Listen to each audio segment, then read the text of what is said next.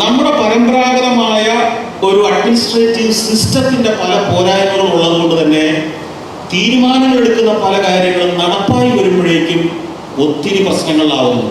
പല മിനിസ്റ്റേഴ്സിനെ എനിക്കറിയാം, അവർക്ക് പലർക്കും വലിയ അത്ഭുതങ്ങൾ ചെയ്യണമെന്ന് ആഗ്രഹത്തോടു കൂടി തന്നെ വന്നവരാണ്.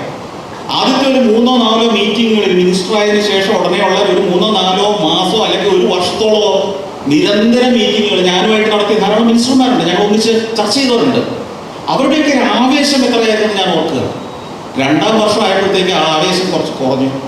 പിന്നെ 3ാം വർഷം ആകുമ്പോഴത്തേക്ക് ഇവർ മുന്നോട്ട് വയ്ക്കുന്ന ആശയങ്ങൾ നടപ്പാക്കാൻ വലിയ പ്രതിസന്ധികൾ ആ ബ്യൂറോക്രാറ്റിക് സെറ്റപ്പിലും മറ്റ് സംവിധാനങ്ങളിലും തടസ്സങ്ങളിലും പിന്നെ കുറേയൊക്കെ സമൂഹത്തിൽ നിന്നുള്ള എതിർപ്പുകളും നെഗറ്റിവിറ്റിയും എല്ലാം ചേർത്ത് ഒരു 2.5 കൊല്ലം കഴിയുമ്പോഴേക്കും എനിക്ക് തോന്നുന്നത് കേരളത്തിലെ ബഹുഭൂരിപക്ഷം ഏത് മുന്നണിയായാലും ഭരണത്തിലേക്ക് വരുന്നവരെ നിരാശപ്പെടുത്തും.